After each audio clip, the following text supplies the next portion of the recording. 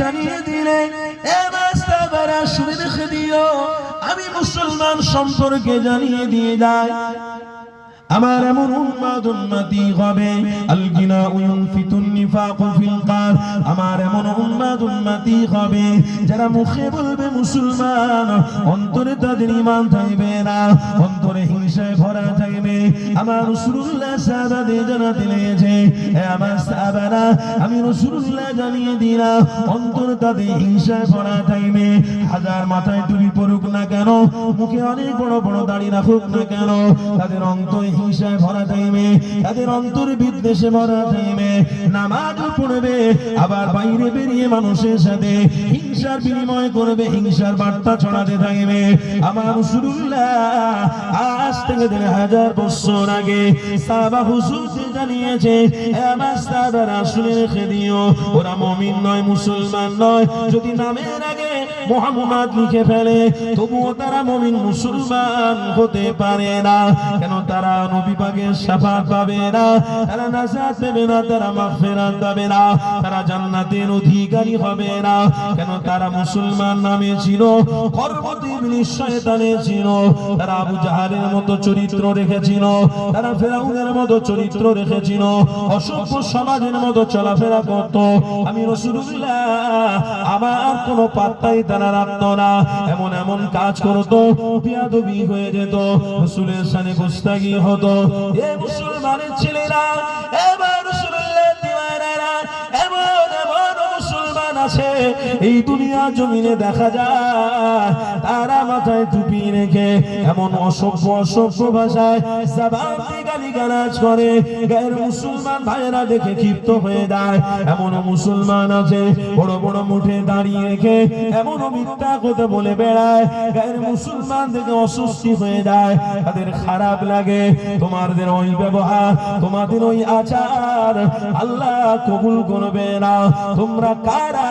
তোমরা হলো নবীর অনুসারী, তোমরা হলো রাসূলুল্লাহর অনুসারী। আমার রাসূলুল্লাহর অনুসারী যদি হয়ে থাকো তাহলে আসো আসো আসো, আল্লাহ নবী জানিয়ে দিয়েছে, আমি রাসূলুল্লাহ জানিয়ে দিলাম, অবশ্যই কাল কিয়ামতের দিনেতে আমার নেতৃত্বে জান্নাতের কাতার দাঁড়িয়ে যাবে।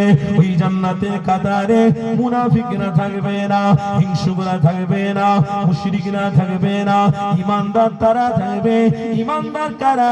আল্লাহ নবী জানিয়ে দিয়েছে, হে আমার সাহাবারা, ইয়া আইয়ুহাল্লাযীনা আমানু তাকুল্লাহা ওয়া কুনু মা'আস সাদিকিন, সত্যবাদী কে?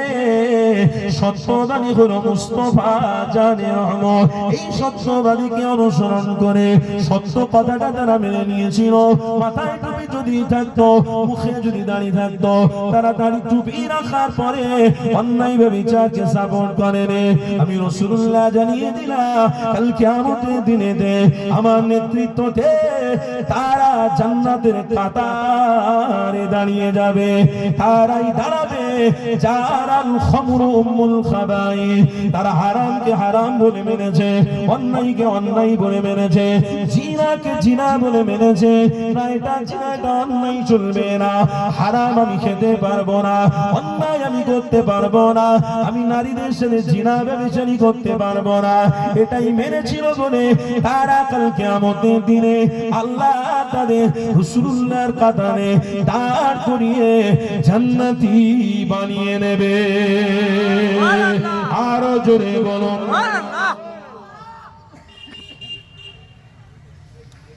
আমি অন্যদের কথা বলতে আসিনি, আমরা মুসলমান আমাদের কথা বলতে এসেছি ভাই। আমি অন্য এখানে কোনো আলোচনা করব না, কে কি করছে না করছে ওসব বলবো না। আমি আমার কওমের কথার দিক থেকে যদি দেখি, আমার কওমের দিকে উঁকি মারলে যদি দেখি, এখন আমারই ঘরে কিছু কিছু মা বোন উঠেছে, এমন এমন ডিজাইনের বোরকা পরছে যে বোরকার দ্বারা ইবলিস শয়তানও দেখে হাসছে। এমনও বোরকা উঠেছে যে বোরকা পরে আমার ঘরের মায়েরা মোবাইলে টিকটক করে বেড়াচ্ছে। তারা বলছে এত সুন্দর আল্লাহর রূপ দিয়েছে, তা আমার স্বামী দেখার তো দেখেছে, এবারে মোবাইলে ছাড়ি, সবাই দেখো, শুধু আমার স্বামীর একার হক নাকি? আজকের এই করে করে পুরো সমাজটা অসভ্য হয়ে যাচ্ছে। আর জলসা দিয়েছেন এই জন্য অসভ্য সমাজকে শাস্তি দেওয়ার জন্য, অসভ্য সমাজকে সভ্যে পরিণত করার জন্য হুজুরদের আপনারা দাওয়াত করে নিয়ে আসেন যে হুজুর আপনাকে আল্লাহ পাঠিয়েছে আমাদের গ্রামে, নিশ্চয়ই আপনার কথার দ্বারা কোনো না কোনো কথার দ্বারা হেদায়েত বেরোবে। চাইলে গ্রামে 10টা মানুষ হেদায়েত হলে, সঠিক রাস্তায় থাকলে পুরো গ্রামবাসী ওই পথটা অবলম্বন করতে বাধ্য হবে, আর আল্লাহ ওই পুরো গ্রামবাসীকে রহমত দিয়ে জান্নাতি বানিয়ে দেবে। সুবহানাল্লাহ। যাকে যেখানে প্রয়োজন আল্লাহ তাকে সেই জায়গায় পাঠায়। আমি আনসারী, এই জায়গায় প্রয়োজন আল্লাহ মনে করেছে তাই এসেছি। অনেকে মাহফিলে দাওয়াত দেয় কিন্তু জলসা যাওয়ার দিনে ডিস্টার্ব হয়ে যায়, হয়তো খাতায় লিখতে মনে নেই বা লেখা হয়েছে অন্য ডেট, কিছু একটা হয়ে যায়। তখন ইমানদারদের সবর করে মেনে নিতে হয় যে আমার এখানে আনসারী হেদায়েতের যে কথাটা বলার ছিল সেটা আল্লাহ হয়তো এখানে রাখে না, অন্য জায়গায় রেখেছিল। যদি রাখতো আনসারীকে এই জায়গায় আনলে কিছু মানুষ হেদায়েতের রাস্তা ধরবে, তাহলে বেশক আল্লাহ হাজির করাতো, কোনো না কোনো কারণে হাজির করাতো। আপনি পশ্চিম বাংলার এয়ারপোর্ট, নেতাজি সুভাষচন্দ্র এয়ারপোর্ট থেকে উঠে আপনি দিল্লি যাচ্ছেন, ওই প্লেনটা ক্র্যাশ হয়ে যাবে না, আপনি কি জানেন? অ্যাক্সিডেন্ট হয়ে যাবে না, এটা কি আপনি জানেন? বলুন গো, হতেই পারে, না হওয়ার কিছু নেই। আল্লাহ চায় না আপনি ওই জায়গায় পৌঁছাতে পারবেন না, আল্লাহ চায় না, আল্লাহ বলছে না ওটা পৌঁছাবো না আমি। তাহলে কি করবেন আল্লাহ? যতজন প্লেনে আছে সবকে আমি মেরে ফেলে দেব। এটাই হচ্ছে আসল কথা, এটাই হচ্ছে ঈমানি কথা, এটাই ঈমানদারদের কথা, বেঈমানদের কথা নয়। বেঈমানরা বাঁচার জন্য ছটফট করবে, আর ঈমানদাররা আল্লাহকে খুশির জন্য সর্ব জায়গায় ঝাঁপিয়ে পড়বে। আগুন থাক, দুনিয়ায় যা কঠিন জিনিস থাক না কেন, ঝাঁপিয়ে গিয়ে বলবে আল্লাহ আপনাকে খুশি করার জন্য এই জীবন যদি আমি দিতে পারি, কাল কিয়ামতের দিনে জান্নাতে সারা সারা সারা সারা জীবনের মতো আমি বাসিন্দা হয়ে যেতে পারবো, যেখানে আবাদান আবাদা, কোনো মৃত্যু থাকবে না। সেই জান্নাতের খুশবু নিয়ে আমি বেড়াবো, সেইখানে আনন্দ করব, সেইখানে সুখ করব। আল্লাহ যাকে যে জায়গায় হেদায়েতের জন্য পাঠায় সেটাকে মেনে নিতে হয়। কিন্তু আজকের দিনে এই হেদায়েতের জায়গাগুলোকে ভস্মাত করে দেওয়ার জন্য, শেষ করে দেওয়ার জন্য যদি কিছু মুসলমানের নামে মুসলমান বের হয়, সেগুলোও কিন্তু আমাদেরকে কঠোরভাবে রুখে দাঁড়াতে হবে। আপনার স্ত্রীকে আপনার দেখতে হবে, আপনার মেয়েকে আপনার দায়িত্ব নিতে হবে, আপনার মাকে আপনার দায়িত্ব রাখতে হবে। শুধু খেটে খুটে খাইয়ে তাদেরকে বড় করে দিয়ে আর যা ইনকাম ইচ্ছা করে দিয়ে আপনি কবরে শুয়ে শুয়ে, আর ওরা গুনাহ করবে আর আপনি কবরে শুয়ে মার খাবেন, বাহ খুব সুন্দর না? না, শুয়ে শুয়ে আপনি কবরে মার খাবেন না? আল্লাহ নবীর অনুসারীরা, আমার রাসূলুল্লাহ দিওয়ানারা, তাই আপনাদেরকে জানিয়ে দিই, আমার রাসূলুল্লাহ নেতৃত্ব যারা মেনেছে, বেশক তারা আমার রাসূলুল্লাহর কাতারে দাঁড়িয়ে জান্নাতি হয়ে যাবে। সুবহানাল্লাহ। এ নজওয়ানেরা, এ নবীর দিওয়ানারা, আল্লাহ নবী দিন দুনিয়ার হাবিবুল্লাহ, তাই 3000 বছর আগে আমার রাসূলুল্লাহ সাবধানতা অবলম্বন করার পথ দেখিয়ে দিয়েছিল। আমার রাসূলুল্লাহ সাহাবা হুজুরদেরকে সেই সিস্টেম দেখিয়েছিল, সাহাবা হুজুররা তাবিঈনকে সেই সিস্টেম দেখিয়ে দিয়েছিল। তরুণীরা আব্বারা, ওই সিস্টেম আজও চলেছে, ওই সিস্টেম কেউ মিটাতে পারবে না, ওই সিস্টেম কেউ দুনিয়া থেকে তুলে নিতে পারবে না, কারোর ক্ষমতা নেই গো। কেন? অসভ্য সমাজ দিয়ে এই দুনিয়াকে ধ্বংস করে দেবে। কাল কিয়ামত পর্যন্ত আল্লাহ ইমানদারকে দুনিয়ায় রেখে দেবে। ইমানদার কারা? আমার রাসূলুল্লাহ সাহাবা হুজুরদের জানাতে লাগলেন, আমার সাহাবারা, আমি রাসূলুল্লাহ জানিয়ে দিলাম, তোমরা কি আমাকে মহব্বত করো, তোমরা কি আমাকে ভালোবাসো? আল্লাহ নবী সাহাবারা জানালেন, ইয়া রাসূলুল্লাহ হাবিবাল্লাহ, আপনার জন্য জীবন দিয়ে দেব, আপনার জন্য সব কুরবান করে দেব। ইন্নাল্লাহা ইশতারা মিনাল মুমিনিনা আনফুসাহুম ওয়া আমওয়ালাহুম বিআন্না লাহুমুল জান্নাহ। জানমাল আপনার রাস্তায় দিয়ে দেব, জানমাল আল্লাহকে খুশি করার জন্য দিয়ে দেব। ইয়া রাসূলুল্লাহ হাবিবাল্লাহ, আপনাকে কোনোদিন ভুলে যাব না, আপনাকে ছেড়ে দেব না। আমার রাসূলুল্লাহ সাহাবাদের জানাতে লাগলেন, আমার সাহাবারা, আমি রাসূলুল্লাহ জানিয়ে দিলাম, তোমরাই হলো প্রকৃত ঈমানদার। কেননা তোমরা আল্লাহ রাসূলকে মজবুত করে ধরে নিয়েছো। এই ঈমানদারদের ঠিকানা দুনিয়ার সুখ শান্তি, কবরে জান্নাতের বিছানা, কিয়ামতের জান্নাতের সার্টিফিকেট নিয়ে আল্লাহর জান্নাতে প্রবেশ করা।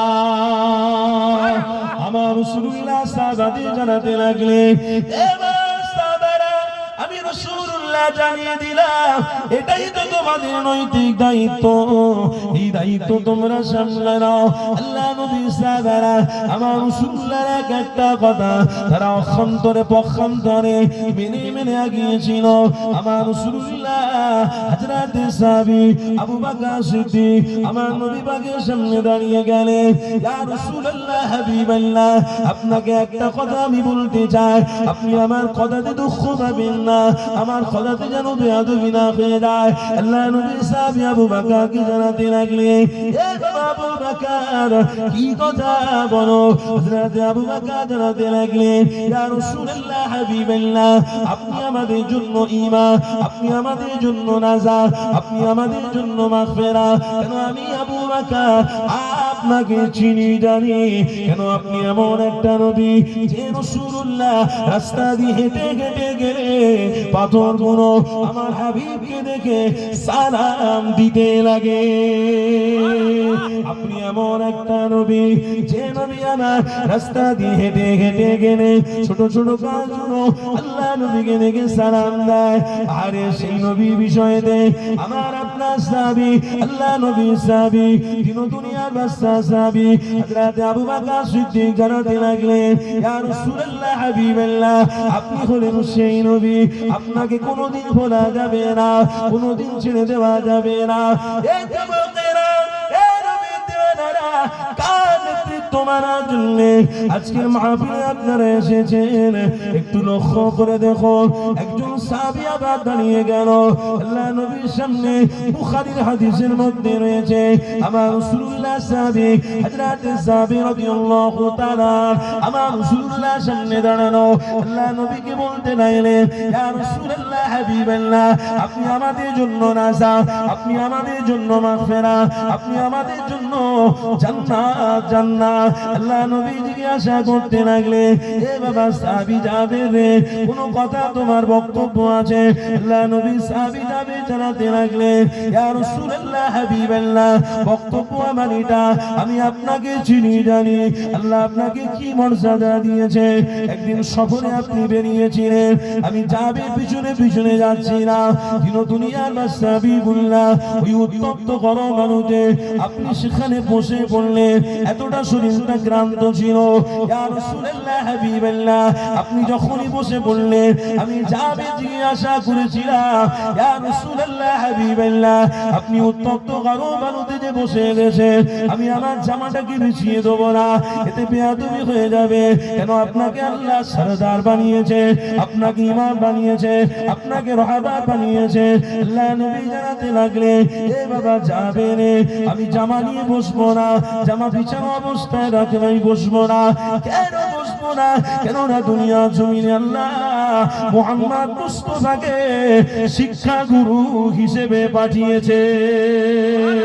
আমি যা যা করব আমার প্রত্যেকটা উম্মাতিরা সেটাই করবে। নেতা যদি মানো এইরকম নেতাকে মানো, পথ যদি ধরো এইরকম পথ ধরো।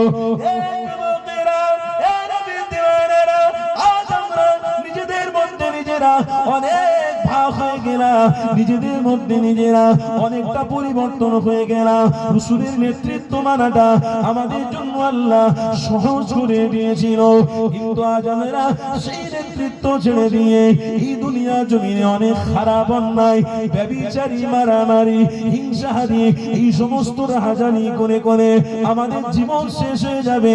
এটা আমাদের পক্ষে সম্ভব নয়। আমরা ঈমানদার, আমাদের একটা ফেস রয়েছে, আমাদের একটা লাকাব রয়েছে, আমাদের একটা সম্মান রয়েছে। এই যুবকেরা, তরুণেরা, যদি অন্যরা পায়খানা খায়, আপনাকে পায়খানা খেয়ে হবে না।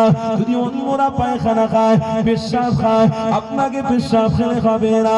কেন? অন্যরা যদি জাহান্নামে যায়, আপনাকে জাহান্নামী হলে হবে না। কেননা আপনার অনুসারী, আপনি কার অনুসারী, আপনি কাকে মহব্বত করেন? তিনি অন্য কেউ নয়, তিনি সৃষ্টিকর্তা মালিকের মহব্বতের নবী। আরো জোরে বলুন। সেই রাসূলের অনুসারী আপনি, সেই হাবিবের অনুসারী আপনি। আপনার ফেস আছে, আপনার সম্মান আছে, আপনার লাকাব আছে। হযরতে জাবের বলছেন, হুজুর আল্লাহ আপনাকে শিক্ষা গুরু বানিয়েছে। আহা, আর সেই শিক্ষা গুরুকে আমরা এত ভালোবাসি, এত ভালোবাসি, একটু চটেতে বসে সেই শিক্ষা গুরুর উপরে দরুদ পড়বো, পড়তে ভালো লাগে না। সেই শিক্ষা গুরুকে আমরা এত মহব্বত করি, এত মহব্বত করি, ঠিক সেই দিনেতে মুরগির রাং খাবো আর ঘরে গিয়ে বিছানা করবো, কুটুম খায়েসের সঙ্গে, আত্মীয় স্বজনদের সঙ্গে গল্প করব, খাবো দাবো, আনন্দ ফুর্তি করবো, রাতটা কেটিয়ে দেবো। এত ভালোবাসেন আপনি নবীকে, না? খুব ভালোবাসেন আপনি নবীকে। ও নবীর সম্মান, নবীর সম্মান গেল কি থাকলো সেটা আপনার দেখার দরকার নেই। আপনার সম্মান থাকবে কি না থাকবে সেটা দেখার বিষয় আছে। কেন? আপনি মানুষ, আপনি অর্থশালী, আপনি পয়সাওয়ালা, বিশাল ভিআইপি মানুষ আপনি। আপনি নবীর অনুসারী বলছেন, যে রাসূলুল্লাহর ওসিলা আপনি জান্নাতে যাবেন। সেই রাসূলের মাহফিল যদি খালি হয়ে থাকে, সেই রাসূলের মাহফিলে যদি আপনার আগমন না হয়, তাহলে কাকে অপমান করা হচ্ছে, কাকে ছোট করা হচ্ছে? তাহলে আপনি পৃথিবীতে রাসূলকে ছোট করবেন, আল্লাহ আপনাকে মনে হয় জান্নাতে বড় বানিয়ে দেবে, তাই তো? না, জান্নাতে তওফা দিয়ে আপনাকে অনেক বড় বানিয়ে দেবে। আমার কি বান্দারে জান্নাতি হয়ে গেছে। সেই রাসূলের শানকে আপনি ছোট করবেন, মর্যাদা নিয়ে খেলা করবেন, আর কবরে যাবেন, আর সেই কবরে মনে হয় আল্লাহ আপনাকে নিয়ে আদর করবে। ফেরেশতাদের বলবে, আদর করো, আমার বান্দা খুব পৃথিবীতে ভালো ছিল। আরে যে লড়াইটা ইমামে হোসেন করেছিল, যে লড়াইটা আয়াতুল্লাহ খামিনির মতো ব্যক্তি ইরানের মধ্যে করেছে, এই লড়াইটা কেন ছিল?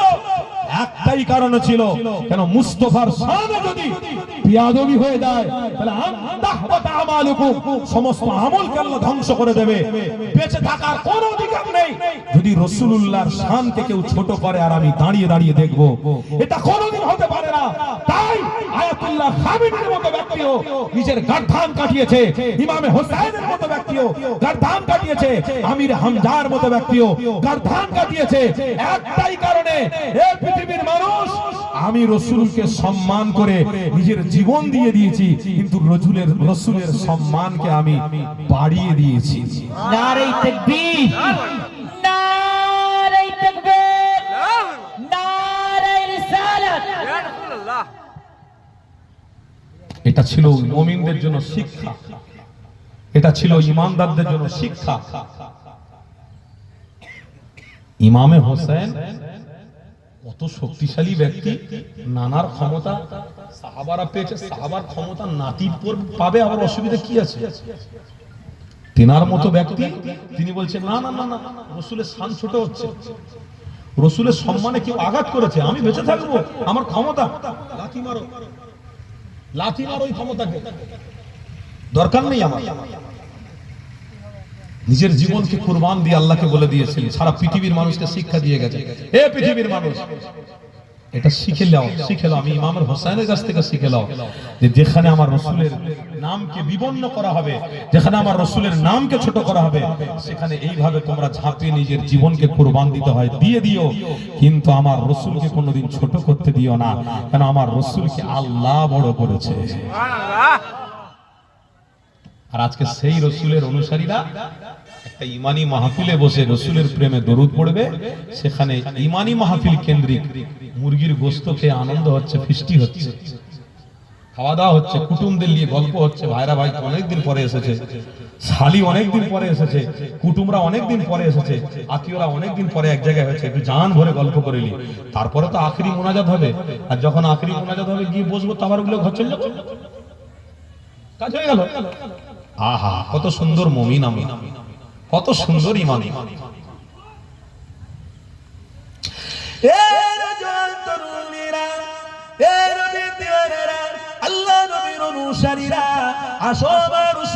জীবনে আপনাদেরকে দেখতে হবে, আমার রাসূলুল্লাহ জীবনী আপনাকে আমাকে মানতে হবে। কেন আমার রাসূলুল্লাহর বিষয়েতে আল্লাহ কি বলেছে শুনে রেখে দিও।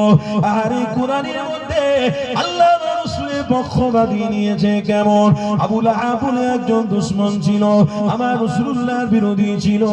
আবু লাহাবের বিষয়েতে আল্লাহ কোরআনের আয়াতটা নাযিল করে দিয়ে বলছে, আমার হাবিব গো, আপনাকে অসম্মান করবে, আমি আল্লাহ দেখতে পারবো না, আমি আল্লাহ মেনে নেব না। কোরআনের আয়াত নাযিল হয়ে গেল, সূরা লাহাব নাযিল হয়ে গেল। বিসমিল্লাহির রহমানির রহিম। তাব্বাত ইয়াদা আবি লাহাব ওয়া তা মা গনা আনহু মালুহু ওয়া মা কাসা সায়াসলা নারান যাতা লাহা ওয়া ইমরাতুহু হাম্মালাতাল হাতাব ফি জিদিহা হাবলুম মিন মাসা। আমার আল্লাহ আমার রাসূলকে সম্বোধন করে জানাচ্ছে, আমার হাবিব গো, আপনাকে আমি বড় সম্মানিত করেছি, আপনাকে আমি মর্যাদা বানিয়েছি, আপনাকে রাসূলুল্লাহ বানিয়েছি। আবু লাহাব আপনার সাথে বেয়াদবি করেছে, আপনার সাথে গোস্তাকি করেছে, আপনার শানকে নিয়ে ছোট করেছে, আমি আবু লাহাবের বংশকে নির্বংশ বানিয়ে দেব। আল্লাহ নবী সেই দিনে জানিয়েছিল, এবার আল্লাহ আপনি আমাকে এতটাই মহব্বত করেছে, রাসূলুল্লাহ বানিয়ে পাঠিয়েছে আল্লাহ। তবে একটা আবদার আমার রইল, যারা আমার সাথে বেয়াদবি করে তারা যদি আবার ফিরে তওবা করে এসে কদম ধরে, ও রব্বি আল্লাহ, তাদেরকে আমার খাতিরে ক্ষমা করে দিও। আমার রাসূলুল্লাহ জানাতে লাগলে, এবার আল্লাহ এটা কি করা যায় না? আল্লাহ আয়াত নাযিল করে জানিয়েছিল, ইন্নাল্লাহা ইউহিব্বুত তাওয়াবিনা ওয়া ইউহিব্বুল মুতাতাখিরিন। হে আমার বান্দারে, আমার কাছে তওবা কর, আমার রাসূলুল্লাহর বিরোধিতা যা করেছিস করেছি, একবার যদি তওবা করি আমি আল্লাহ আবারও ক্ষমা করে দিয়ে আবারও আমার রাসূলুল্লাহর গোলাম হিসেবে কবুল করব। কিন্তু তাও তো আমরা করি না। কেন করি না? হিংসা আমাদের মধ্যে আছে, অহংকার আমাদের মধ্যে আছে। নামাজি কেউ যদি হয় অহংকারী নামাজি হয়ে গেছে, কোরআনের হাফেজ যদি কেউ হয় অহংকারী হাফেজ হয়ে গেছে, যদি কেউ আলেম হয় অহংকারী আলেম হয়ে গেছে, যদি কেউ দুনিয়া অর্থশালী হয় অহংকারী অর্থশালী হয়ে গেছে। এ যুবকেরা, তরুণীরা, কোন ক্ষেত্রে অহংকার করা যাবে না। কেন অহংকার একজন করে, তিনি হলেন মালিক আল্লাহ। আপনার আমার অহংকার করা যাবে না। আপনাকে আমাকে ওই নেতৃত্ব মানতে হবে যে নেতৃত্ব আল্লাহ নবী দিয়ে গেছে। ওই নেতৃত্ব যদি আমার আপনার মধ্যে থাকে, সমস্ত মানুষের প্রতি ভালোবাসা রাখা, এটাই হলো নেতৃত্ব। সমস্ত গরিবের পাশে থাকা, এটাই হলো নেতৃত্ব। সমস্ত মানুষকে সমান চোখে দেখা, এটাই হলো নেতৃত্ব। কোন মানুষ বিপদে পড়লে পাশে দাঁড়ানো, এটাই হলো রাসূলের নেতৃত্ব। আল্লাহ নবীর নেতৃত্ব হলো কোন মুমিন যখন খাবার খাবে দোয়া পড়ে খাওয়া, আল্লাহুম্মা বারিক লানা ফীমা রাযাকতানা ওয়া কিনা আযাবান নার, এটাই হলো নেতৃত্ব। আল্লাহ কোন বান্দা যখন খাবার মুখে তুলবে আলহামদুলিল্লাহ বলবে, এটাই হলো নেতৃত্ব। আমার রাসূলুল্লাহ নেতৃত্ব হলো যখন খাবারটা শেষ হয়ে যাবে আলহামদুলিল্লাহিল্লাযী আকামানা ওয়া সাকানা ওয়া জাআলানা মিনাল মুসলিমিন, এটাই হলো আমার রাসূলুল্লাহ নেতৃত্ব। এ যুবকেরা, তরুণীরা, আমার রাসূলুল্লাহ নেতৃত্ব হলো এই মোবাইলে গান দেখতে দেখতে না ঘুমিয়ে পড়া, এই মোবাইলে সিনেমা দেখতে দেখতে না ঘুমিয়ে পড়া। এ যুবকেরা, এমন যুবক রয়েছে আজ মোবাইল দেখতে দেখতে সারাটা রাত কাটিয়ে দেয়, ফজরের আযান হয়ে যায়, তবুও তাদের হুঁশ থাকে না। কেননা তারা জানে না আল্লাহ আল্লাহর হুকুম কোথায় থেকে আসছে? আসসালাতু খায়রুম মিনান নাওম, নামাজ উত্তম ঘুমের থেকে। মুয়াজ্জিন কোথায় থেকে আযান দিচ্ছে এইটা চেনার মতো ক্ষমতা থাকে না। কেন? আমার রাসূলুল্লাহর ভবিষ্যৎবাণী, আমার নবী পাক আজ থেকে 1000 বছর আগে সাহাবা হুজুরদের জানিয়ে দিয়েছে, হে সাহাবারা, আমি রাসূলুল্লাহ জানিয়ে দিলাম, ইন্না মিন আশরাতিস সাআ আইয়ারফাউ ইলমু ওয়া ইয়াথবুতাল জাহালু ওয়া ইউশরাবাল খামরু।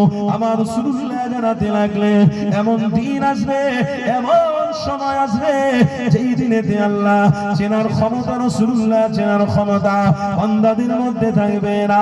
তারা আল্লাহ চিনতে পারবে না, তারা রাসূলুল্লাহ চিনতে পারবে না। অতএব আযান হবে তাদের কানে ঢুকবে না, নামাজও পড়তে হয় এটাও তাদের মনে থাকবে না। দুনিয়া দুনিয়া দুনিয়া দুনিয়া করে জীবনটা অতিবাহিত করে দেবে। এই যুবকেরা, এই নবীর দিওয়ানারা, সেই রাসূলুল্লাহ জানিয়েছে, খবরদার আমাকে আপনাকে আল্লাহ তার রাসূলুল্লাহ চেনা থেকে দূরে থাকলে হবে না। কেননা আল্লাহকে চেনার মতো ক্ষমতা আজও আল্লাহ রেখে দিয়েছে। সেটা হলো ইমানি মাহফিল, সেটা হলো আল্লাহর ঘর মসজিদ, সেটা হলো মাদ্রাসা, কোরআনের কারখানা, সেটা হলো খানকা, আল্লাহর ওলিদের দরবার। আজও আল্লাহ চেনার ক্ষমতা আল্লাহ রেখেছে, নবী চেনার ক্ষমতা রাস্তা খুলে রেখেছে। কাল এমনও দিন আসবে আর নবী চেনার ক্ষমতা বন্ধ হয়ে যাবে, আল্লাহ চেনার ক্ষমতা বন্ধ হয়ে যাবে, সবাই মুশরিক হয়ে যাবে, সবাই কাফের হয়ে যাবে। এই যুবকেরা, এই নবীর দিওয়ানারা, আল্লাহ জানিয়েছে, এবার হাবিব আপনি জানিয়ে দেন, যারা কাফের হয়ে মরে যাবে এই কাফেরদের ঠিকানা তো জাহান্নাম হবে। তবে ইন্নাল্লাযীনা কাফারু ওয়া মাতু ওয়া হুম কুফার উলাইকা আলাইহিম লানাতুল্লাহ, যারা কাফের হবে, যারা রাসূলুল্লাহ দুশমন হবে, তাদের প্রতি আমি আল্লাহ গজব নাজিল করতে থাকি, বদদোয়া দিতে থাকি, ফেরেশতারা বদদোয়া দিতে থাকে। এই যুবকেরা এইরকম মুখে দাঁড়িয়ে রেখে মাথায় টুপি নিয়ে এইরকম ইমানদার সেজে খুললে হবে না। যদি ইমানদার হও, আসো আল্লাহ চেনার ক্ষমতার জায়গায় আসো, রাসূল চেনার ক্ষমতার জায়গায় আসো, ইমানি মাহফিলে আসো। নামাজের সময় হলে চলে যাও মসজিদে, কোরআনের শিক্ষার প্রয়োজন হলে বাচ্চাদের মাদ্রাসায় পাঠিয়ে দাও, পীর মুরিদি যদি করার ইচ্ছা হয় চলে যাও খানকায়, চলে যাও আল্লাহর ওলিদের দরবারে চলে যাও। এই যুবকেরা, এটাই হলো নেতৃত্ব, এটাই হলো আমার হাবিবের নেতৃত্ব। এই নবীর দিওয়ানারা, আমার রাসূলুল্লাহর গোলামেরা, আমার রাসূলুল্লাহ 1000 বছর আগে সাহাবা হুজুরদের জানিয়েছে, হে আমার সাহাবারা, আমি রাসূলুল্লাহ জানিয়ে দিলাম, তোমরা যখন বিছানায় ঘুমাতে যাবে আল্লাহুম্মা বিসমিকা আমুতু আহিয়া পড়ো, ঘুম থেকে যখন উঠবে আলহামদুলিল্লাহিল্লাযী আহইয়ানা বাদামা আমাতানা ওয়া ইলাইহিন নুশুর পড়ো। আবার যখন মসজিদে প্রবেশ করো আল্লাহুম্মা ইফতাহ লি আবওয়াব রাহমাতি, মসজিদ থেকে আবার যখন বেরোবে আল্লাহুম্মা ইন্নী আসআলুকা মিন ফাযলি। এই যুবকেরা, এটাই তো হলো মুমিনদের কাজ, এটাই হলো রাসূলের নেতৃত্ব। এই রাসূলের নেতৃত্ব যারা মেনেছে আল্লাহ তাদের জান্নাতি বানিয়ে নিয়েছে। আর জোরে বলো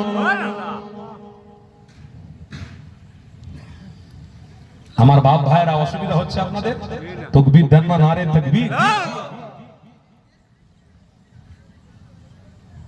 যে পরিস্থিতির মধ্য দিয়ে যাচ্ছি, নেতৃত্ব মানা হচ্ছে না, প্রত্যেকটা কাজে রাসূলকে অপমান করা হচ্ছে, প্রত্যেকটা কাজে রাসূলকে অপমান করা হচ্ছে। মুসলমানরা সংযত হন, কথাবার্তা সংযত করুন, চলাফেরা সংযত করুন। মুসলমান চারিদিকে আমাদের উপরে একটা স্টিম রোলার চালানো হচ্ছে, চারিদিকে যেন আমরা কি এমন অপরাধ করেছি মুসলমান হয়ে, কি যেন অপরাধ করেছি, টুপি দেখলেই গালাগালি।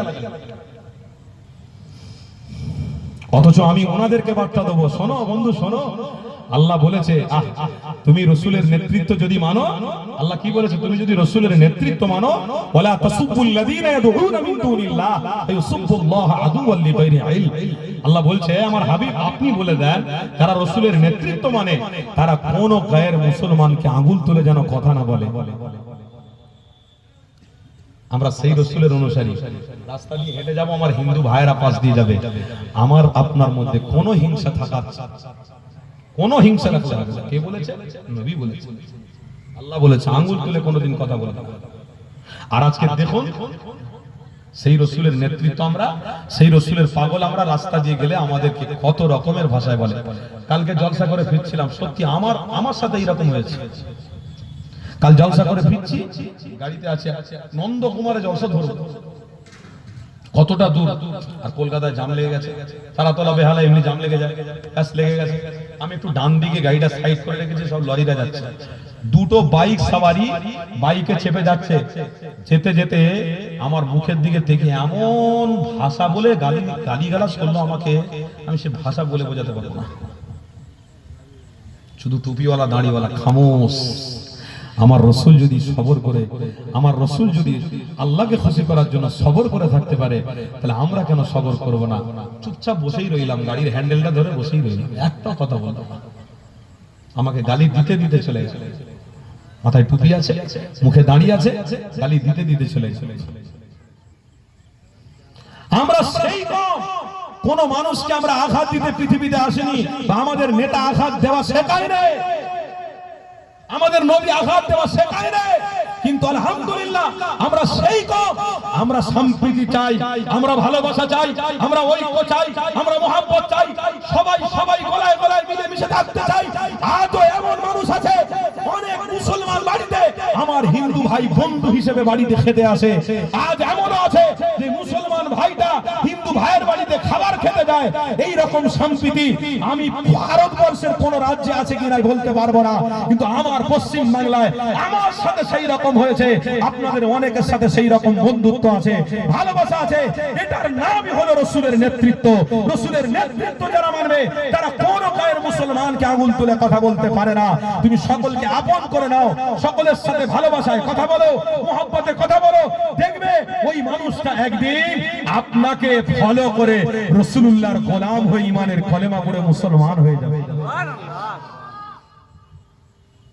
সেই জাতি আমরা উল্টো হয়ে গেলাম। আমাদের যেটা রাখার দরকার ছিল সেটা অন্যদের কাছে বিক্রি করে দিই। আরে শুনছেন না, শোনেন না? যেটা আমাদের রাখার দরকার ছিল সেটা অন্যদের কাছে কি করলাম? বিক্রি করে দিলাম। বিক্রি কেমন করে করলাম? ওই বাজে বাজে কথা বলে, ওই উল্টো পাল্টা চলাফেরা করে বিক্রি করে। তারা ফলো করে দেখলো, আরে তো সাংঘাতিক মানুষ, এরা কারারে ভাই, এদের চাল চরণ, এদের কথাবার্তা, এদের গ্রামের মেয়ে, এদের গ্রামের ছেলেরা কারা যারা। খবরদার খবরদার, আবারও সেই ইতিহাস তৈরি করতে হবে না। আমাদের দেখে সবাই মনে করে সত্যিকারের রসুলের গোলামের আগমন হয়েছে। একটু জোরে বলবেন না? কেউ গাল দেবে, মাথা নত করে মেনে নেবেন। কেউ দাঁড়ি দেখলে হিংসা করবে, করে মেনে নেবেন। সে গাল দিতে দিতে দিতে দিতে তার মুখ ব্যথা করে ফেলবে। নবীর গোলাম, রসুলের নেতৃত্ব, রসুলের প্রেমের জায়গাটাকে মজবুত করে, নীতিকে মজবুত রেখে আল্লাহকে খুশি করে সে জান্নাতে চলে যাবে। দুঃখ হাজার হাজার গাল দেবে, হাজার হাজার গাল দেবে, কিন্তু নীতি ঠিক রাখতে হবে। আমার আপনার নীতি ঠিক না রাখলে সমস্যা বাড়বে, আরো সমস্যা বাড়বে। কেন আমাদের এটা দরকার আছে? আমি অন্যদের কথা বলতে আসিনি, আমাদের দরকার আছে। কি দরকার আছে? আখলাকে সুন্নতে নববীর দরকার আছে।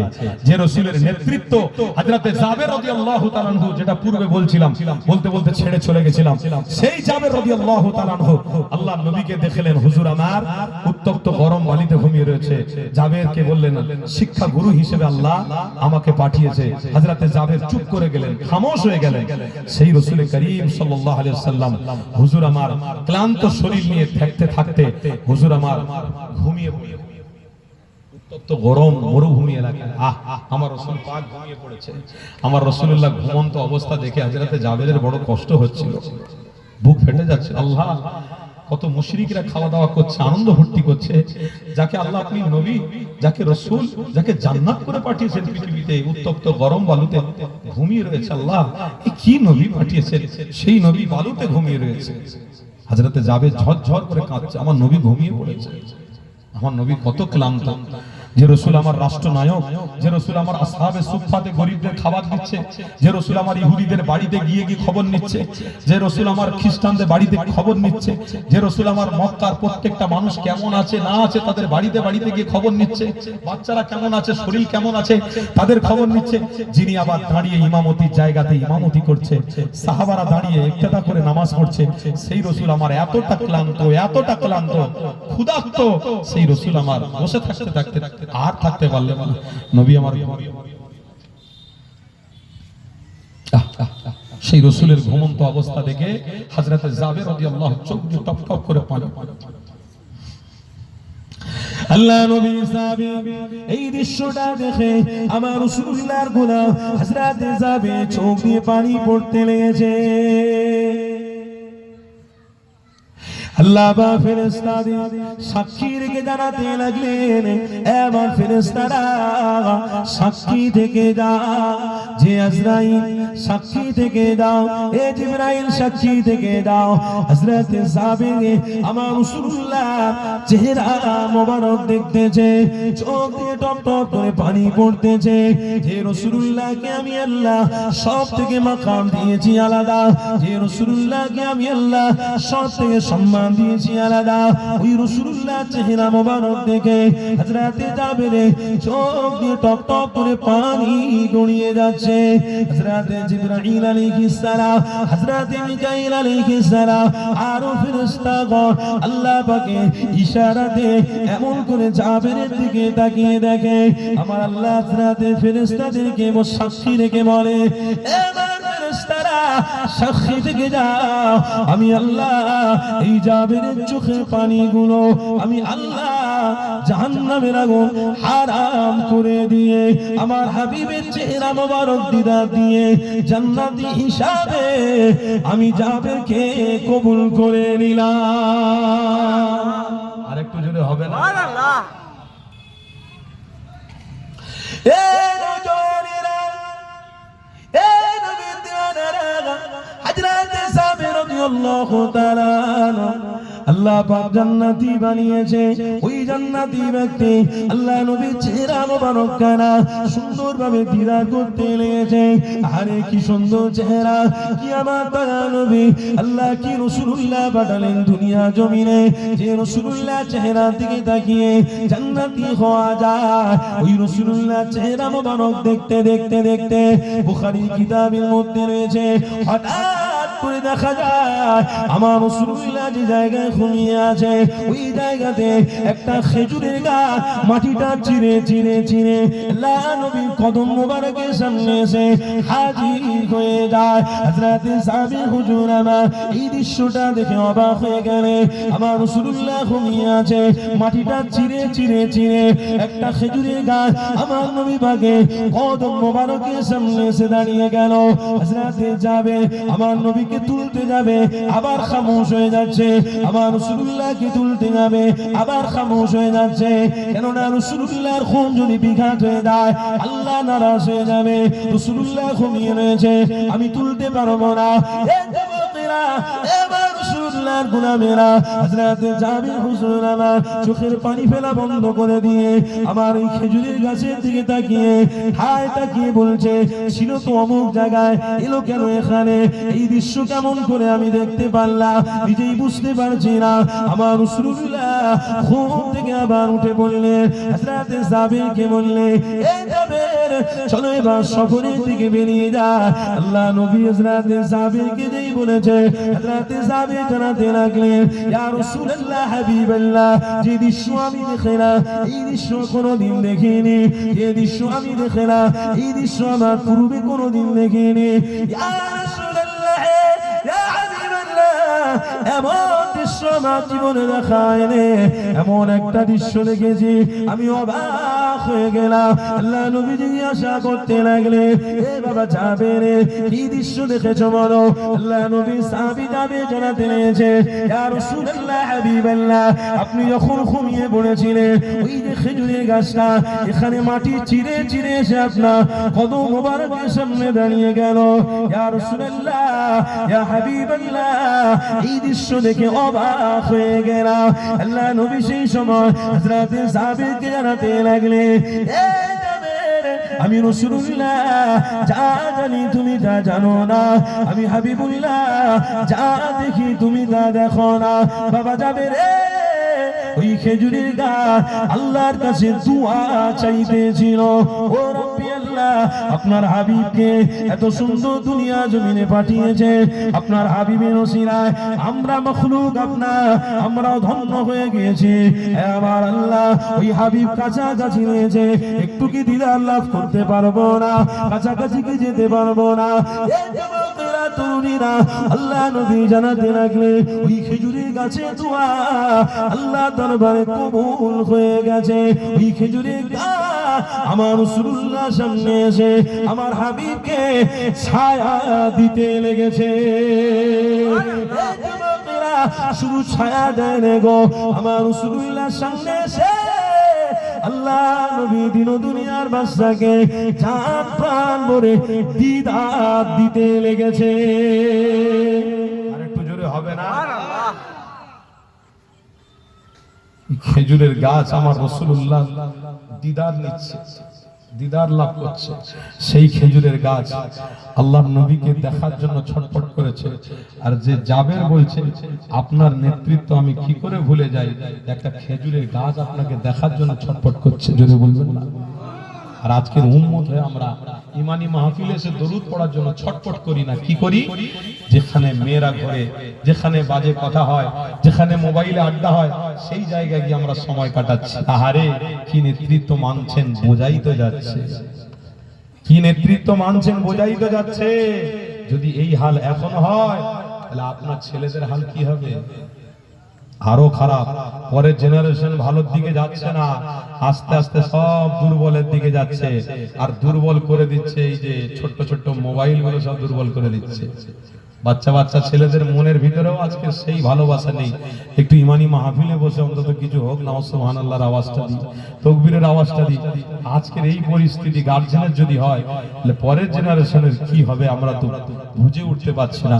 হবে হবে, পরের জেনারেশনও ঠিক হবে যদি আজ থেকে আমরা সবাই প্রতিজ্ঞাবদ্ধ করতে পারি, আল্লাহকে যদি বলতে পারি, আল্লাহ আপনি ছাড়া কোনো মাবুদ নেই, যতদিন বাঁচিয়ে রাখবেন আপনার দাসত্ব, রাসূলের নেতৃত্ব যেন মানিয়ে এই পৃথিবী ত্যাগ করার তৌফিক দেন। কেন? আপনার দাসত্ব মানাটাই হলো বান্দাদের জন্য হক, আর রাসূলের নেতৃত্ব মানাটাই হলো উম্মতের জন্য ফরজ। তাই রাসূলের গোলাম হয়ে আল্লাহর নবীর দেখানো রাস্তাকে মজবুত করে ধরে যেন ঈমান নিয়ে মরতে পারি।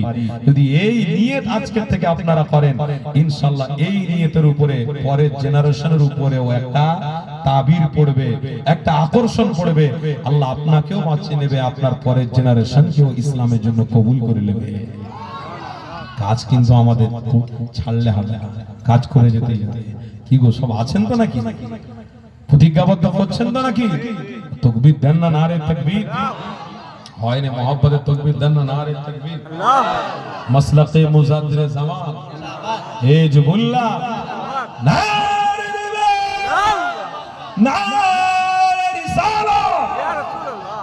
হে জুবুল্লাহ, দাদা পীরের হক সিলসিলা, দাদা পীরের হক সিলসিলা, নারে তাকবীর। আমার আব্বারা আসুন একটু মদিনার জমিন থেকে ঘুরে আসি, সকলে জান ভরে প্রাণ খুলে একটু দরুদ শরীফ পড়ুন। দরুদ শরীফ আল্লাহুম্মা সাল্লি আলা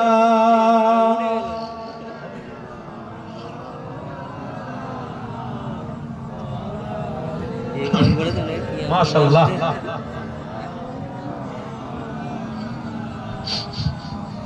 দরুদ শরীফ আল্লাহুম্মা সাল্লি আলা, জোরে জোরে মাশাআল্লাহ। এতগুলো মানুষ বসে আছে, মাশাআল্লাহ। ওয়া আলা আলি সাইয়্যিদিনা, আমি হব সারা বেলা ঝাড়ুদার আমি হব মদিনার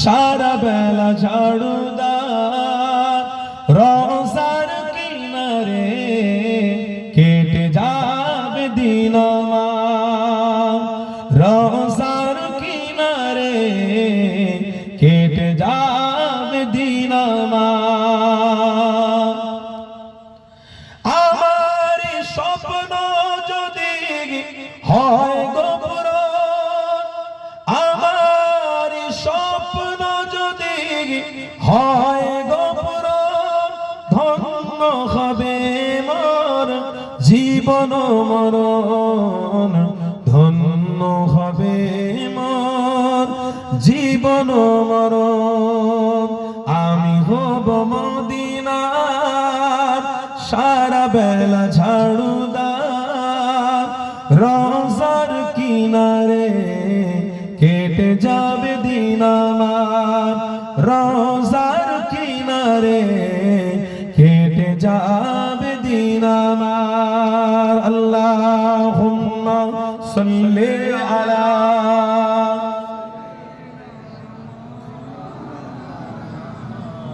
ওয়ালা আলিহি মাশাআল্লাহ মাশাআল্লাহ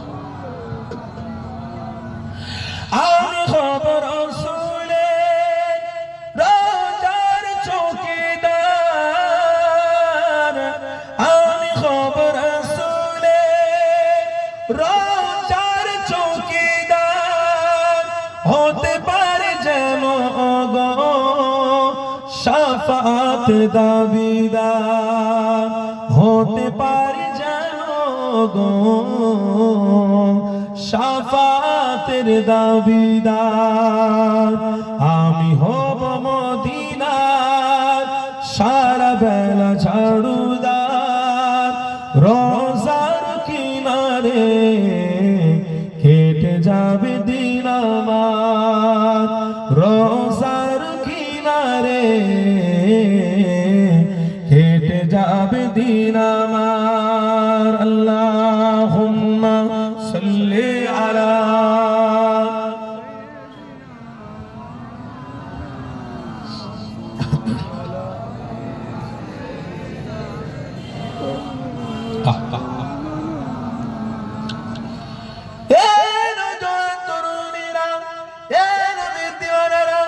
বুখারীর হাদিস আপনাদেরকে শুনিয়ে দিই আল্লাহ নবীর দুনিয়ার বাস্তবী বললাম সাহাবী হযরত জাবির রাদিয়াল্লাহু তাআলা আমার নবী পাকের নেতৃত্ব এত সুন্দরভাবে মেনেছিলেন আমার রাসূলুল্লাহ দৃশ্য দেখে আল্লাহ নবীর কাছ থেকে শুনতে পারেন আমার রাসূলুল্লাহকে সত্য নবী বলে মেনেছিল আল্লাহ নবী সাহাবী যাবে ওই জায়গায় দাঁড়িয়ে গিয়ে আমার নবী পাককে জানাতে লাগলেন ইয়া রাসূলুল্লাহ হাবিবাল্লাহ আপনি হলেন সত্য নবী আপনাকে ভুলতে পারবো না আপনাকে ছেড়ে দেব না ইয়া রাসূলুল্লাহ হাবিবাল্লাহ আপনি যে দিনের কাজগুলো করেন এই দিনের কাজে আমি শরীক হয়ে যাব মক্কার মানুষদেরকেও জানিয়ে দেব তবে হ্যাঁ আমি রাসূলুল্লাহর তো দৃশ্য দেখেছি যে হাবিবুল্লাহ বিষয় দৃশ্যটা জানি ওই দৃশ্যটা আমি মক্কার প্রত্যেকটা মানুষকে মুখে মুখে প্রচার করে বলে দেব আমার রাসূলুল্লাহ জানাতে লাগলে এ বাবা জাবের আমি রাসূলুল্লাহ তোমাকে জানিয়ে দিলাম তুমি যদি ইসলামের অনুসারী হও তোমার নৈতিক দায়িত্ব হলো ইয়া আইয়ুহাল্লাযীনা আমানু হে বিশ্বাসীগণ কু আনফুসাকুম ওয়া আহলিকুম নার নিজে জাহান্নামের আগুন থেকে বাঁচো পরিবারকে জাহান্নামের আগুন থেকে বাঁচাও এ জাবের তুমি মক্কার মানুষদেরকে যদি বলো হ্যাঁ আমার রাসূলুল্লাহ সত্য সত্য সত্য তুমি যদি মরেও যাও আমি রাসূলুল্লাহ আমার সাথী হয়ে আল্লাহর জান্নাতি হয়ে যাবে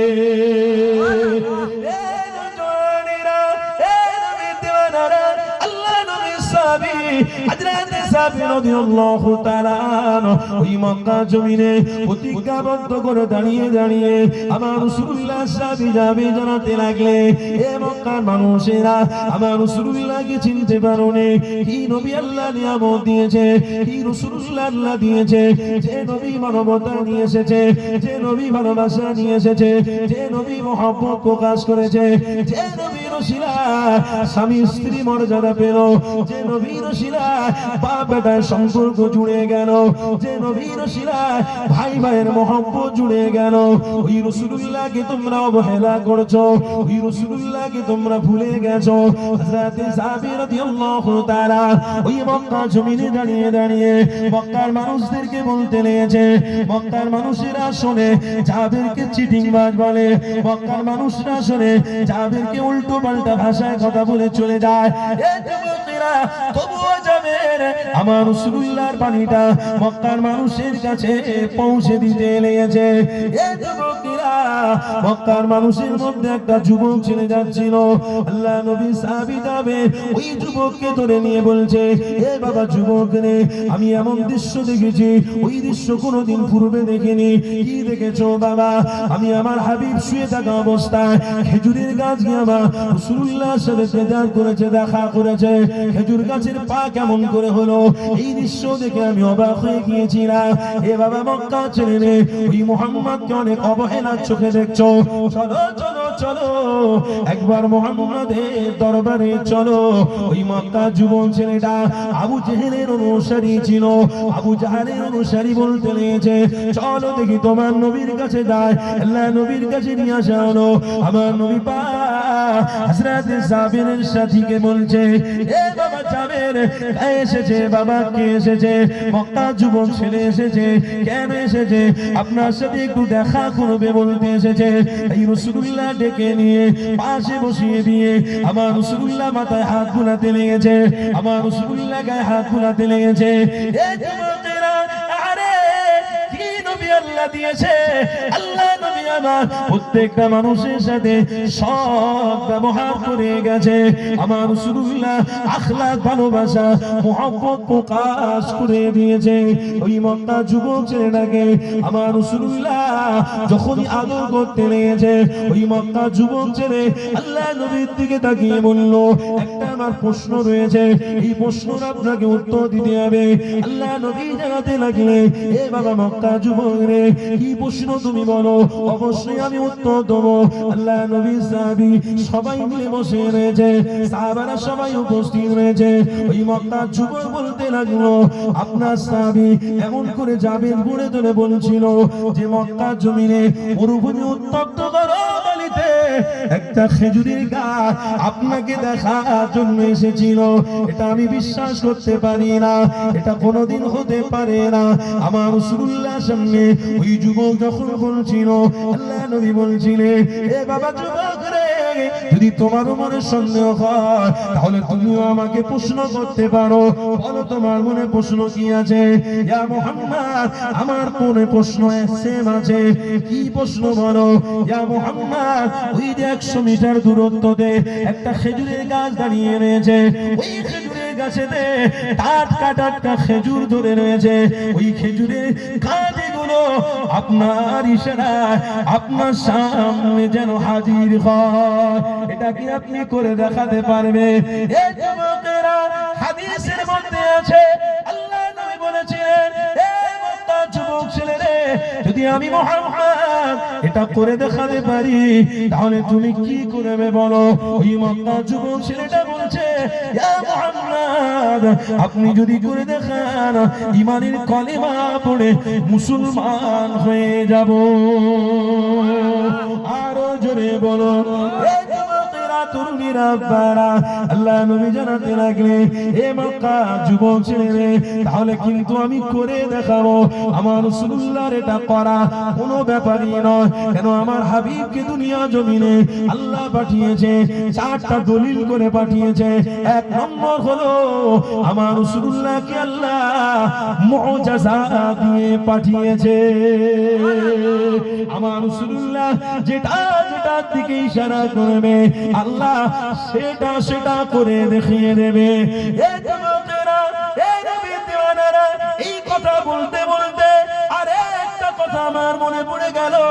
একটুখানি আপনাদেরকে শেয়ার করে দিই, কোন নবীর নেতৃত্ব মানতে হবে, কোন নবীর আখলাক চরিত্র দিয়ে চলতে হবে, কোন নেতাকে মানতে হবে।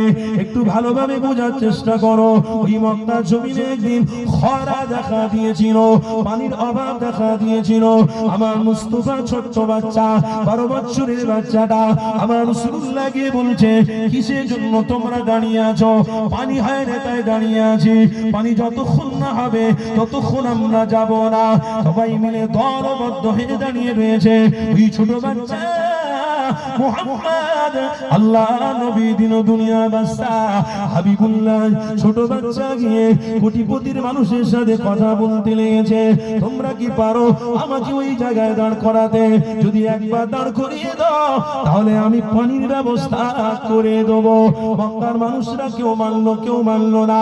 আমার রাসূলুল্লাহকে সবাই মিলে হাতিমে কাবার উপরে দাঁড় করিয়ে দিল। এই যুবকেরা তরুণীরা শোনো শোনো, আমার রাসূলুল্লাহ এমন নবী গো, মক্কার জমিনে হাতিমে কাবায় দাঁড়িয়ে দাঁড়িয়ে আমার রাসূলুল্লাহর চেহারা মোবারক এই আসমানে থেকে উঠেছে।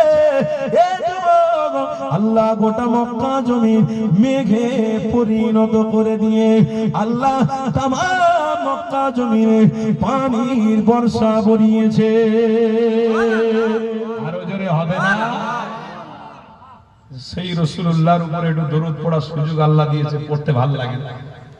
সেই রাসূলুল্লাহর মহব্বতে একটু নিজের সময়টাকে ব্যয় করব, এটাও মুমিনদের ভালো লাগে না। আর বলে আমি মুসলমান, নামের আগে শুধু লিখছে মোহাম্মদ, এমডি এমডি এমডি। আরে বাপ রে বাপ! আর এই যতগুলো এমডি লিখেছে ততগুলো এসআইআর এ ধরা পড়েছে। নাম বাদ, এমডি নাম বাদ, অন্য নাম লিখবে, নাম থাকবে। কথা বুঝছেন না? বোঝেন? এটা কেন?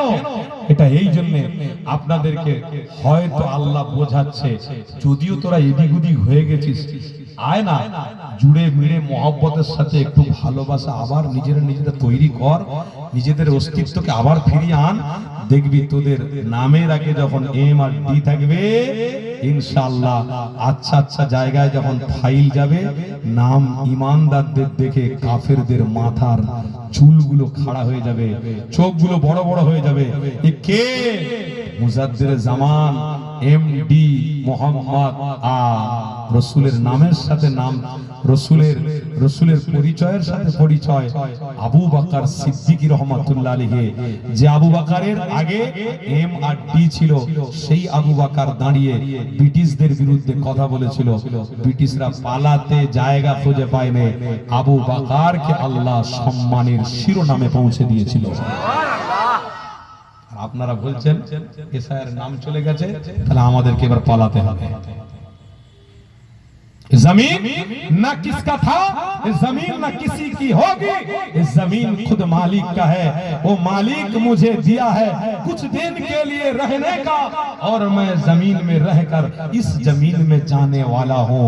फिर किसी के डर मेरे दिल में नहीं है, क्यों मालिक मेरे साथ है। একটু জোরে হবে না? কাউকে দেখে ভয় করবো না বন্ধু, কাউকে দেখে ভয় করবো না। কাকে দেখে ভয় করবো? কে আমাদেরকে মারবে? কে আমাদেরকে তাড়িয়ে দেবে? কে আমাদেরকে ধ্বংস করবে? আরে জমির তো মালিক আমি হলো। যদি আমি হতাম তাহলে আমি মরণের আগে আমার ছেলের নামে রেজিস্ট্রি করে দিই না? তাহলে ছেলে বড় হয়ে গিয়ে তার ছেলের নামে দিচ্ছে না, তাহলে আপনার নামটা কই রইলো বাবা? বলেন আপনার নামটা কই রইলো? তাহলে আপনার ছেলে বড়, তার নামে দিচ্ছে, তার ছেলে তার নাম, তার ছেলের নামে, তার ছেলে তার ছেলের নামে, তার ছেলে তার ছেলের নামে, জমি হয়ে গেল, মানুষ সব কি ধ্বংস হয়ে গেল। শুনছেন না? শোনেন, हम किसी से डरने वाले नहीं हैं, हम किसी को गाली भी देते नहीं हैं, हम तो उस मोहब्बत के हकदार हैं जो मुस्तफा के गुलाम, हम उसी मोहब्बत के साथ जिंदगी गुजारने वाले हैं। ভালোবাসা দিয়ে জীবন কাটিয়ে দেব ইনশাআল্লাহ। জোরে বলুন না ইনশাআল্লাহ। জান ভরে তাকবীর, জান্নাত নারে তাকবীর। ভালোবাসা দিয়ে জীবন কাটাবো। আমি কাউকে গালিও দিতে আসিনি, কাউকে মারতেও আসিনি। আর মাইকের আওয়াজ শুনে অনেক মানুষ মনে করছে, অনেক শ্রেণী মনে করছে যে আজকের হুজুররা মাইকে মুখ দিয়ে অনেক ভাড়কাউ কথাবার্তা বলছে, অনেক উল্টো পাল্টা কথা। না না না, খোদার কসম করে বলছি, যেদিনে এই আলেমদের এই রকম ভালোবাসা ভ্রাতৃত্বর কথা বলা বন্ধ হয়ে যাবে, সেই দিনে দেখবেন মানুষকে নিয়ে আপনি চড়াচ্ছেন, ওই মানুষই একদিন আপনার গলা টিপে মেরে দেবে। অত সহজ নয় যে আপনি চোখ রাঙিয়ে কথা বলছেন মানুষের উপরে, সেই মানুষই একদিন রেগে গিয়ে আপনার গলাটা টিপতে তৈরি হয়ে যাবে। খুব সাবধান, সতর্ক। তাই আমরা হলাম মানুষ, আপনিও হলেন মানুষ। এসো মানুষে মানুষে ভালোবাসা তৈরি করো। আর ভালোবাসার বার্তাটা কে দেয়? আলেমরা দেয়। আল্লাহর ওলি মুজাদ্দির জামান দিয়েছে, খাজা হুজুর দিয়েছে, গৌসুল আজম দিয়েছে, আবু বকর সিদ্দিক দিয়েছে। আর আবু বকর রাসূলুল্লাহর কাছ থেকে পেয়ে তিনি প্রচার করেছে। আমরা সেই মানুষ। আজকের জলসাগুলোতে মাইকে বক্তব্য দিতে গিয়ে অনেক ওলামাদেরকে ঠেট করা হয়, অনেক ওলামাদের উল্টোপাল্টা কথা। আমি ওলামাদেরকে বলবো না, সংযতভাবে কথাবার্তা বলুন। কেন মাইক সারা দিকে থাকে। আমরা হিন্দু, মুসলিম, শিখ, ইসাই সবাই মিলেমিশে চলি এখানে। এই ভারতবর্ষের মাটি প্রত্যেকের মিলনের মাটি। এই ভারতবর্ষের মাটি সম্প্রীতির মাটি, ভালোবাসার মাটি, ঐক্যের মাটি। একটা হিন্দু ভাইয়ের চা দোকানে যেমন মুসলমান ভাই নামাজ পড়ে গিয়ে চা পান করে, আবার একটা মুসলমান ভাইয়ের দোকানে একটা হিন্দু ভাই এসে বাজারও করে। সেই সম্প্রীতির ভারতবর্ষটাকে আমরা কোনোদিন সাম্প্রদায়িক দিয়ে নিজেদের ভিতরে লড়াই করে মিটিয়ে দিতে চাই না, চাই না, চাই না। তাই আলেমদেরকে কোনোদিন খারাপ ধারণা নেবেন না। আর আলেমদেরকে বলছি সংযতভাবে কথা বলুন। আসো আল্লাহর রাসূলের নেতৃত্বের কথা মানুষকে বলো, যে নেতৃত্বের দ্বারায় সারা পৃথিবীকে আল্লাহ ঠান্ডা করে রেখে দিয়েছিল। আরো জোরে বলো আল্লাহু সারা পৃথিবী ঠান্ডা হয়ে আছে একটাই কারণে, রাসূলের নেতৃত্বের কারণে। আর পৃথিবী যেদিন গরম হবে দেখবেন রাসূল ছেড়ে দেওয়ার কারণে হয়েছে। কথা ঠিক না ভুল বলছি? কথা ঠিক না ভুল বলছি? যেদিন রাসূলকে ছেড়ে দেবে সেই দিনে দেখবে আগুন জ্বলছে, আগুন। একটা মানুষ আরেকটা মানুষকে হত্যা করে জবাই করে তার গোশতকে খাওয়া হবে। আমি বলে দিয়ে যাচ্ছি, লিখে নাও, আমি বলে দিয়ে যাচ্ছি এটাই হবে। একটা মানুষ আরেকটা মানুষকে জবাই করে প্রকাশ্যে তার গোশত ছিঁড়ে ছিঁড়ে খাবে। মানুষ আর মানুষ থাকবে না, হিংস্র জানোয়ারের মতন হয়ে যাবে, হিংস্র পশুদের মতন হয়ে যাবে। তাই আজও এই ওলামারা আছে বলে, আল্লাহর ওলিদের অনুসারীরা আছে বলে, আজও দাদা হুজুরের ভক্তরা আছে বলে আলহামদুলিল্লাহ শান্তির জায়গাটা প্রতিষ্ঠিত আছে। কেন? যেখানে রাসূল আছে সেখানে আল্লাহ পাকের রহমত আছে। নারে তাকবীর, নারে তাকবীর, নারে রিসালাত। আমাদেরকে দেখলে কেউ আবার বিভিন্ন রকমের কমেন্ট করে যে হুজুররা আতঙ্কবাদী, হুজুররাই আগুন জ্বালাচ্ছে, আমরা জ্বালাচ্ছি। না না না না না, আমরা মোহব্বত দিয়ে মানুষকে বুকে টেনে নিয়ে আদর করার চেষ্টা করছি। এসো তোমার ধর্ম তুমি করো, আমার ধর্ম আমি করব। তুমি ব্যবসা করছো, তুমি একটা জাতি ভাই, আমি ব্যবসা করছি, আমি একজন ইসলামের অনুসারী ভাই। আসো না আশেপাশে দুজন মিলে ব্যবসা করবো, অসুবিধা কি যাচ্ছে? আল্লাহ তোমাকেও রুজি দেবে, আমাকেও রুজি দেবে না। হিংসা দিয়ে মানুষকে, ভড়কাও দিয়ে মানুষকে দুর্বল করা যায় না। দুর্বল মানুষ যখন, দুর্বল পশু যখন আবার ঘুরে দাঁড়াবে না, এমন ছবল দেবে আপনি কিন্তু আর ঘুরে দাঁড়াতে পারবেন না। তাই আপনাদেরকে বলে দিয়ে যাচ্ছি, আল্লাহর হস্তে আপনাদেরকে বলে দিয়ে যাচ্ছি, নিজেদের কথাবার্তা চলাফেরায়, ব্যবসা বাণিজ্যে সংযত অবলম্বন করুন। কথাবার্তা চলাফেরা, খাওয়া দাওয়ায় সংযত অবলম্বন করুন। এখনকার সময় তার সংযত বলে কিছু নেই। বাপের সামনেও ছেলে এখন সিগারেট খাচ্ছে, বাপের সামনে ছেলে সিগারেট খাচ্ছে। কেন? ছেলে বড় পপিসা, বড় ম্যাজিস্ট্রেট, পায়ের উপরে পা দিয়ে বাপের সামনে সিগারেট খাচ্ছে। ওগো তোমার আব্বা এসছে গো। কে বাপ? ও বুড়ো হয়ে গেছে, বুড়োর কথা বাদ দাও। সম্মান উঠে গেল। বাপের সামনে ছেলে অন্যায় করছে, বাপকে মেনে নিতে হচ্ছে, সম্মান উঠে গেল। মায়ের সামনে কন্যা অন্যায় করছে, মাকে মেনে নিতে হচ্ছে, সম্মান উঠে গেল। তার মানে কি বোঝা যাচ্ছে? রাসূলের নেতৃত্ব মানাটা আমাদের জন্য আস্তে আস্তে করে দুর্বলের জায়গায় চলে যাচ্ছে। তাই নবীর পাগলরা দুর্বল হতে যেও না, সবল যদি হতে চাও, রহমত যদি পেতে চাও, আসো যে মুস্তাফা জানে রহমত মক্কার জমিনে বসেছিল, আর ওই মক্কার যুবক ছেলেটা আমার রাসূলকে বলেছিল যদি খেজুরের টাটকা টাটকা কাঁদিগুলো আপনি ইশারা করে এনে দিতে পারেন, ঈমানের কলেমা পড়ে আমি মুসলমান হয়ে যাব। আল্লাহ নবী বলেছিলেন এ মক্কার যুবক, এটা আমি করে দেখাতে পারি, যদি পারি ঈমান আনবে তো, আনবে তো? মক্কার যুবক ছেলে বলেছিল হ্যাঁ আনবো, আনবো। আপনি করে দেখান। আরে मुस्तफा के हर काम से अल्लाह खुशी है और मुस्तफा के हर काम को तो अल्लाह शरीयत बनाने वाला है। কেন হবে না? আল্লাহর নবী শাহাদাত আঙ্গুল দিয়ে ইশারা করেছিল, টাটকা টাটকা খেজুরের কাঁদিগুলো আল্লাহর নবীর সামনে সে ইস্তেকবাল করতে শুরু করেছিল। সুবহানাল্লাহ, সুবহানাল্লাহ। মক্কার যুবক ছেলেটা দেখে আল্লাহ নবীকে বলেছিল আপনি শুধু নবী নয়, আপনি মস্ত বড় জাদুঘর, মারাত্মক জাদুঘর, আপনি নবী নয়, আপনি জাদুঘর বলে মক্কার যুবক ছেলেটা চলে যাচ্ছিল। আমার রাসূল পাক আল্লাহর কাছে বলছে আল্লাহ হেদায়েতের রাস্তায় এসে যুবকটা ফিরে যাচ্ছে, যদি মুস্তাফা খুশি হতো, যদি ছেলেটা হেদায়েতের রাস্তায় আসতো, মুস্তাফা খুশি হতো, যদি জান্নাতে হতো, আল্লাহ ও যুবকটা কি জান্নাতে হবে না? ও যুবকটা কি হেদায়েত পাবে না? আমার আল্লাহ আমার হাবিবকে বললেন আমার হাবিব সবর করো, ইন্নাকা লা তাহদি মান আহবাবতা ওয়ালাকিন্নাল্লাহ ইয়াহদি মান ইয়াশা।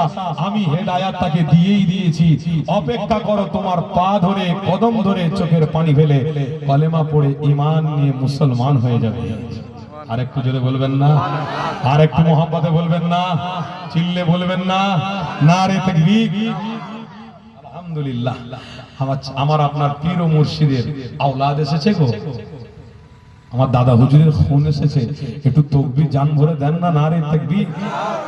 দাদা পীরের হক সিলসিলা মাসলাকে মুজাদ্দিরে জামান হিজবুল্লাহ, দাদা পীরের হক সিলসিলা আওলাদে মুজাদ্দিরে জামান, আওলাদে মুজাদ্দিরে জামান।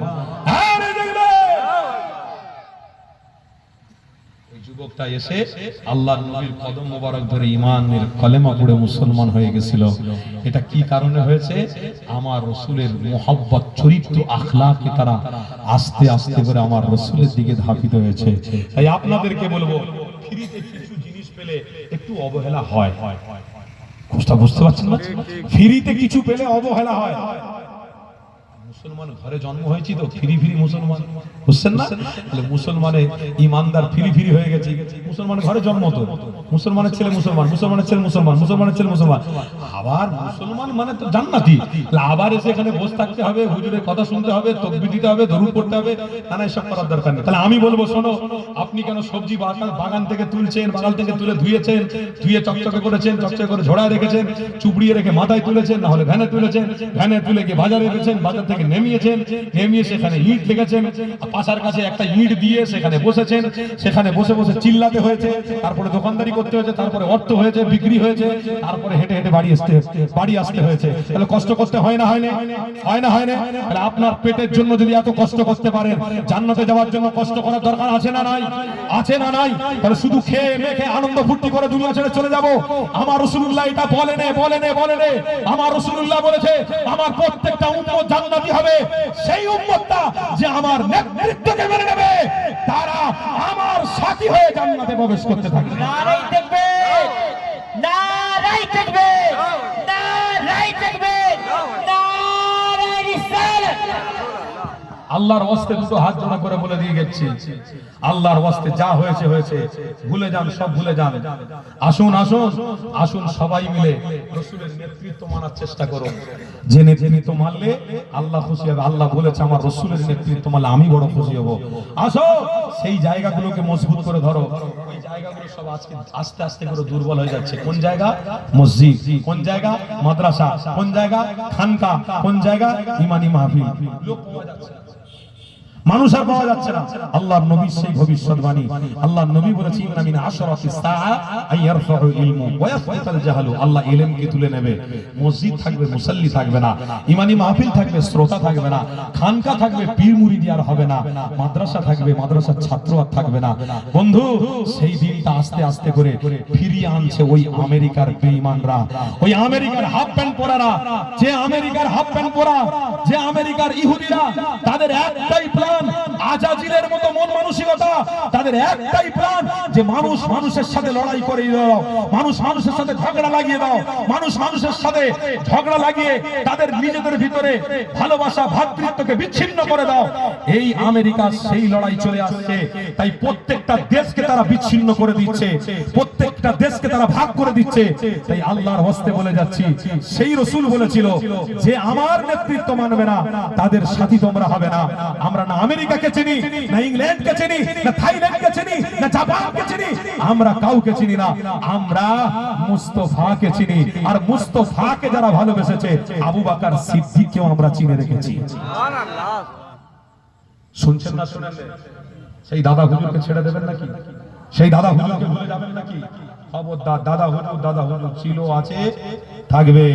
বাপ চাচারা দাদা হুজুর দাদা হুজুর দাদা হুজুর করে গেছে, আর ইদানিং করে দাদা হুজুর ছেড়ে দিয়ে সব অন্য অন্য অন্য অন্য কিছু চিন্তাধারা অন্তরে এসেছে। আল্লাহর হস্তে বলে দিয়ে যাচ্ছি, খবরদার খবরদার। ভালো না লাগে কোনো ভাইজানের সাথে মিশতে, আপনি দূরে থাকবেন, কিন্তু দাদা হুজুর ছেড়ে যাবেন না। আর দাদা হুজুরের কোন আওলাদদেরকে গালিগালাজ দেবেন না, এটা অনুরোধ করে গেলাম। দাদা হুজুরের কোন আওলাদকে গালিগালাজ দেবেন না। সসম্মান ইজ্জতের সাথে তেনাদেরকে ভালোবাসুন। কেন? পীরের আওলাদ, হ্যাঁ পীরের আওলাদ, অবশ্যই পীরের আওলাদ। খুন রয়েছে। বাপকে যদি বাপ বলে না মানি, যদি চাচাকে বলি তুমি আমার নিজের বাপ, তাহলে কিন্তু একটু গড়বড় হবেই হবে, অবশ্যই হবে। মাকে যদি মা না বলে, মাসিকে যদি বলি তুমি আমার নিজের রক্তের মা, তাহলে তো গন্ডগোল অবশ্যই হবে। তাহলে বাপকে বাপ বললে আর বাপের ছেলেকে সবাই চিনতে পারবে যে অমুকের বাপ ছেলে, অমুকের ছেলে, অমুকের ছেলে। দাদা হুজুরের ভক্ত আমরা, অবশ্যই আমরা মুরিদ, অন্য কারণ নয়। আমার পীর ও মুর্শিদ মুজাদ্দিদে জামানের, তাই মুজাদ্দিদে জামানের ভক্ত হয়ে আল্লাহর রাসূলের নেতৃত্ব মেনে হিজবুল্লাহ আহলে সুন্নাত ওয়াল জামাআতকে মজবুত করে ধরে আল্লাহর রাসূলের নেতৃত্ব মেনে জান্নাতের কাতারে থেকে জান্নাতে প্রবেশ করব। জোরে বলুন ইনশাআল্লাহ, জোরে বলুন ইনশাআল্লাহ। আপনারা সকলে মহব্বতে টুটে দাঁড়ান, আমার নবীকে জান ভরে একটু সালাম দেব। আমার রাসূলের রওজায় আথারে একটু সালামের নজরানা পাঠাবো। হে নবী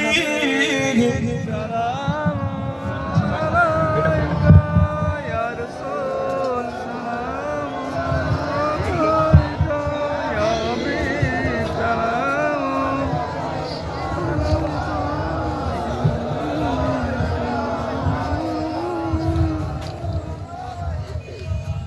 সালাম পড়তে উঠে আপনাদের কি মনে হচ্ছে? ব্যবসা বাণিজ্য কোনো ক্ষতি টতি হয়ে যাবে নাকি? কোনো সমস্যা টমস্যা হয়ে যাবে নাকি?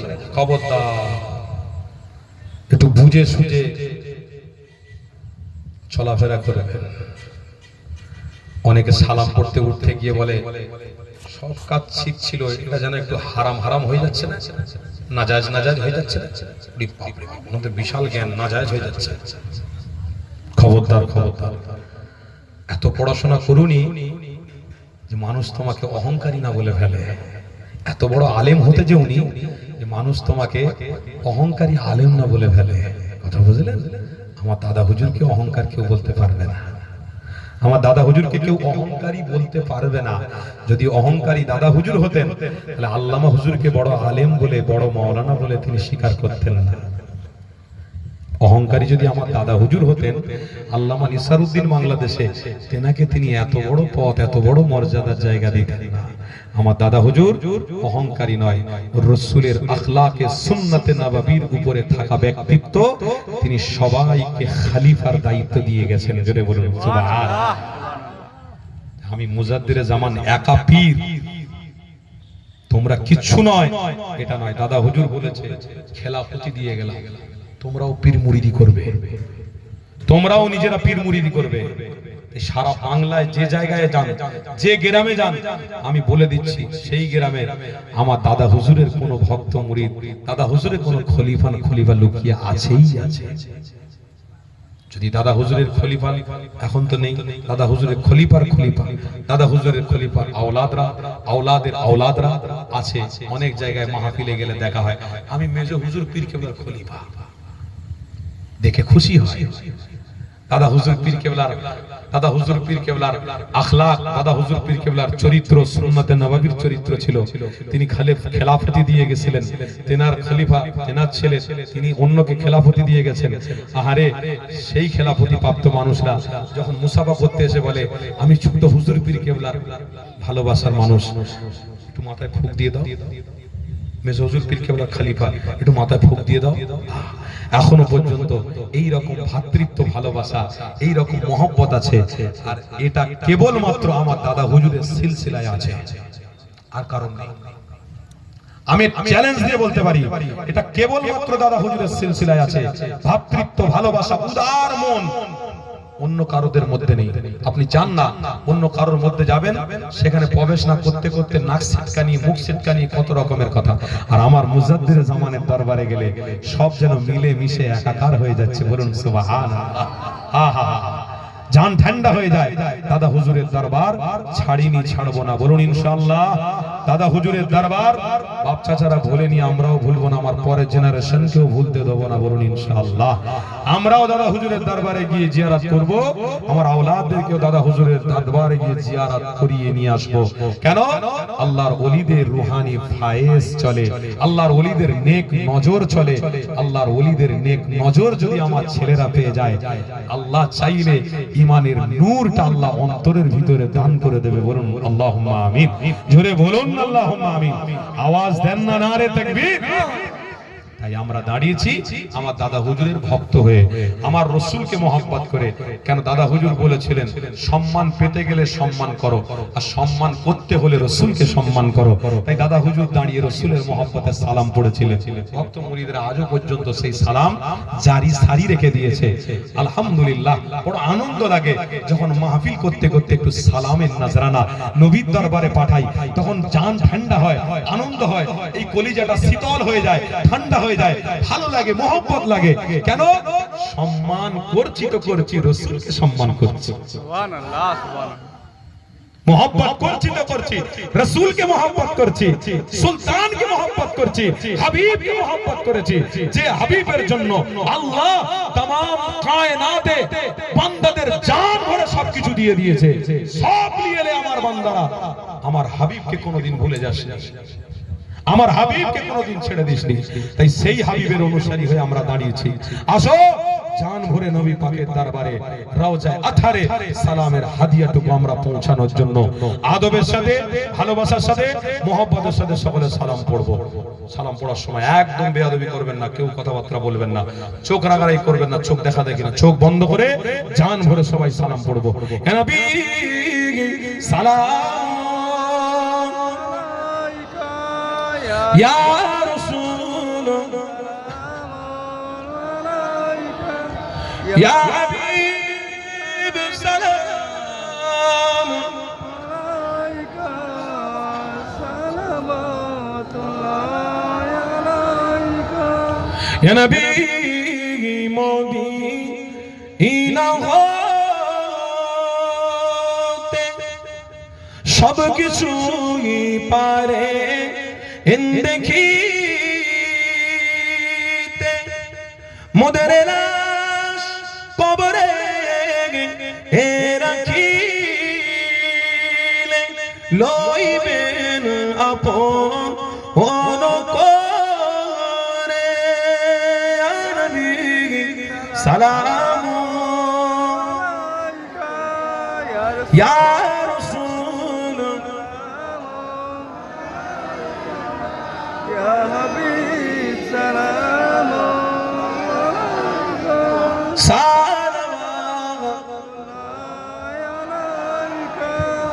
ইয়া নবী নাম ও পিয়ারা, ইয়া রাসূল নাম ও পিয়ারা, আরশ পার হক দে এ ফুকারা, সচ পে বরখে এ हमारा। या नबी सलाम या रसूल ইয়া হাবিব সালাম সালামাতুল্লাহ আলাইকা কঠিন হাসরের দিনে কি আছে মোদের এ কপালে গুনাহগার উম্মত হাত আপনার লইবেন সঙ্গে এ মাশরে ইয়া নবী সালাম ইয়া রাসূল ইয়া হাবিব সালাম সালাম। সকলে বলুন আলহামদুলিল্লাহ, জোরে বলুন আলহামদুলিল্লাহ। আপনারা সম্মান করেছেন হাবিবকে। আমরা সবাই গরিব, আমরা সবাই অসহায়, আমরা সবাই ভিখারি। আল্লাহ আমাদের জন্য সবথেকে বড় দাতা, মালিক, খালেক, গফুর, সত্তার, ইয়া জব্বার ইয়া কাহার। তিনি হলেন আমাদের দাতা। সেই মালিক আমাদেরকে রাসূল সম্মান করার একটা জায়গা দান করেছিলেন, নসিব করেছিলেন। আমরা দাঁড়িয়ে সালাম পড়েছি। আমরা ভাগ্যবান, সমস্ত মানুষের থেকে আমরাই ভাগ্যবান যে দাঁড়িয়ে রাসূলকে সালাম পড়েছি। আল্লাহ এই সালামের নজরানা নিয়ে আপনার হাবিব পাকের দরবার শরীফে হাদিয়া তওফা হিসেবে আপনি হাজির করিয়ে দেন। বলুন আল্লাহুম্মা আমিন, জোরে বলুন আল্লাহুম্মা আমিন। তাকবীর দেন না, নারে তাকবীর। হিজবুল্লাহ, হিজবুল্লাহ আহলে সুন্নাত ওয়াল জামাআতের অনুসারীগণ, দাদা পীরের হক সিলসিলা, নারে তাকবীর, নারে তাকবীর। আমরা সবাই মিলেমিশে থাকবো ইনশাআল্লাহ। আমাদের ব্যবহারে কেউ যেন আঙুল না তোলে, এদিকে আমরা সবাই লক্ষ্য রাখবো ইনশাআল্লাহ, সবাই লক্ষ্য রাখবো ইনশাআল্লাহ। আমার বাপ ভাইরা, আমার পরে ফুরফুরা দরবার শরীফ থেকে আমারও পীর ও মুর্শিদ, আপনাদের প্রত্যেকের পীর ও মুর্শিদ হুজুর কেবলা এসেছেন, এখনই আসবেন। আমাকে অনেকটা দূরত্ব যেতে হবে। আমার বাপ ভাইরা যারা দাঁড়িয়ে আছেন, সকলে দাঁড়িয়েই থাকেন। এই দাঁড়িয়ে দাঁড়িয়ে দুই চারটে কথা বলতে বলতেই হুজুরের আগমন হবে। আর হুজুরের আগমন হওয়ার সাথে সাথেই আমরা আদবে বসে আমরা সকলে আল্লাহকে খুশি করে রাসূলের নেতৃত্ব মেনে ইনশাআল্লাহ আমরা বাড়ি ফিরবো। বলুন ইনশাআল্লাহ। দরুদ শরীফ আল্লাহুম্মা সাল্লি আলা, জোরে জোরে মাশাআল্লাহ। হুজুর আসছেন, কোনো অসুবিধা নেই, দাঁড়িয়ে দাঁড়িয়ে একটু গান।